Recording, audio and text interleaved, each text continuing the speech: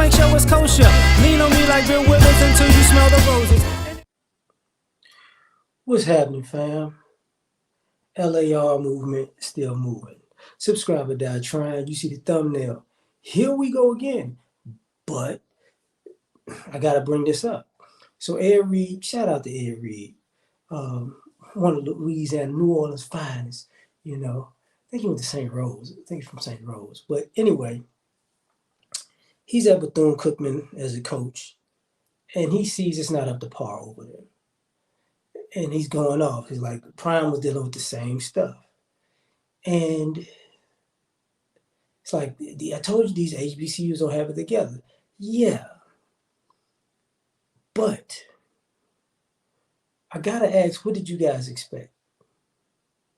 Seriously, like, what did you expect? You know, and why I say, what did you expect?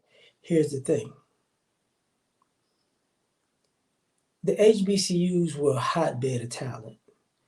And then when people were able to go to predominantly white institutions, they've been picking apart the talent here and there and here and there to the point that nobody went to HBCUs. So guess what? When you go to HBCU, you're dealing with a place who's been underperforming and not selling tickets and not having as much revenue as these big schools. And then y'all say, but you can't compete with the Power 5 schools. But here's the problem with that. How did the Power 5 schools compete?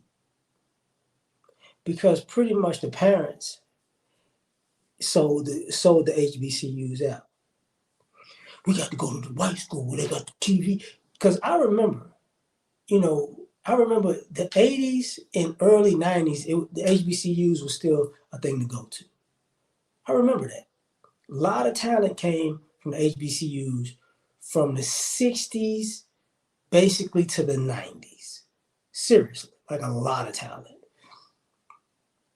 But what wound up happening was, just like using Ed Reed, for example, he went to the U. Miami was like a borderline Ivy League school.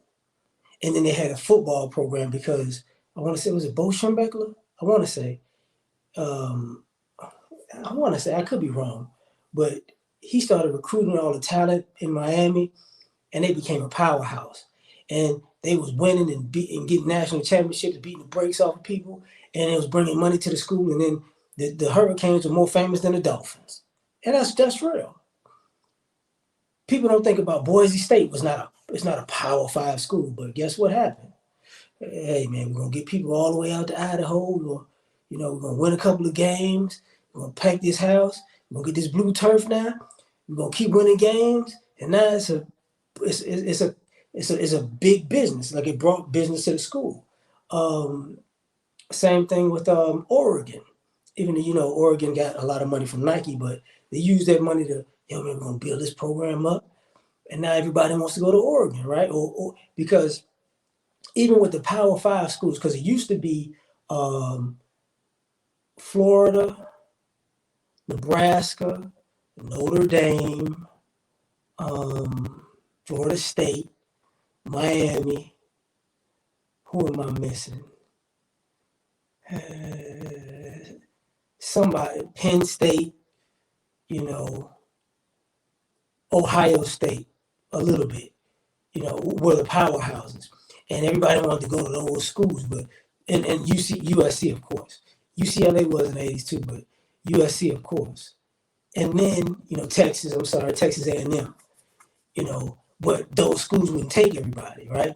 Like, oh, you're not good enough to play here. And those people started going other places. That's how you get, I left LSU and a lot of SEC out, sorry. But that's how you get people actually going to places like, you got players go and pick and going to LSU. LSU's a powerhouse, but I'm sorry, I'm going to New Orleans, don't hate me. But, that's how you got, literally people started going to Alabama because they started getting better and better and better. Because Georgia was hot, then they fell off and they got hot again now. But those off-brand schools started to be where people went. Like, oh, why would you go there? Because I could play. North Carolina started to have players come out of there. Indiana had players come out because, hey, they couldn't go to Notre Dame. might as well go to Indiana. What can I think about it? There was Oklahoma State. Because Oklahoma, you couldn't go to Oklahoma, so you went to Oklahoma State. They already had a history with Barry Sanders, Thurman Thomas, and whatnot. But I just go to Oklahoma State. Forget it. You get what I'm saying? The other schools in the SEC that people didn't go to, people started going to Ole Miss. You know, it's like, what? You know, yeah, you gonna go to Ole Miss, Mississippi State. You know, it's like, well, because you can't go to LSU, can't Arkansas. You know, that type of thing. And I think people forget that those people didn't go to the HBCUs, whether it be the SWAC or the MEAC. So you get people like Avery, like, man, what happened over here? What happened over here was people like you left them hanging. That's what happened. And then, you know, and then some of the players that get kicked out, predominantly Power 5 schools, and they try to go to HBCUs afterwards, and it's like, then it's like they hurt that in it. And I ain't gonna lie, some of the coaches wanted to be haters. That happened too.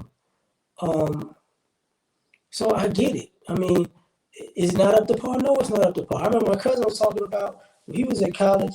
You know, he went to HBCU. He was in a SWAC, and he said, you know, the rooms, they had the AC units in the walls, the window units, and he's like, man, they had dead rats in there sometimes. And to this day, they still talk bad about the school because it's like, man, they did us dirty, dog. Had them dead rats in there. Like, we had to clean out the air conditioners because they had the room smelling like, you know, carcass, you know. And it's like, yeah, I get it. But I also get, man, that y'all shouldn't have expected a Power 5 experience. You shouldn't have.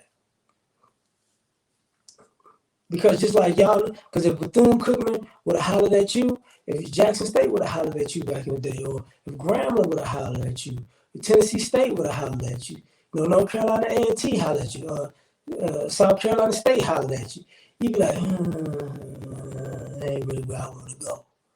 So what do you think happened?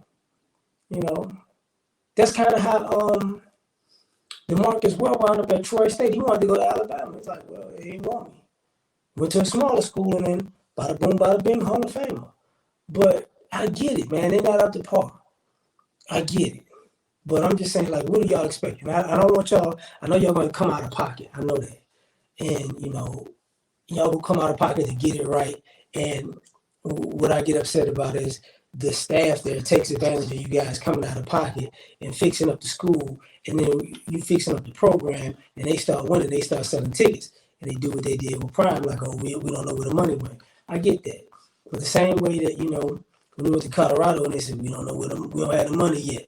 It's the same thing. Because if they don't necessarily pay them that, can't say the same thing. But the expectation is the white folks going to figure out a way to pay. And I get it. But what if they don't? Are you going to stop coaching now? Because of the money? Who knows? You know, but tell me what you think. Like, share, subscribe or die. Try and catch y'all on the next one. Peace.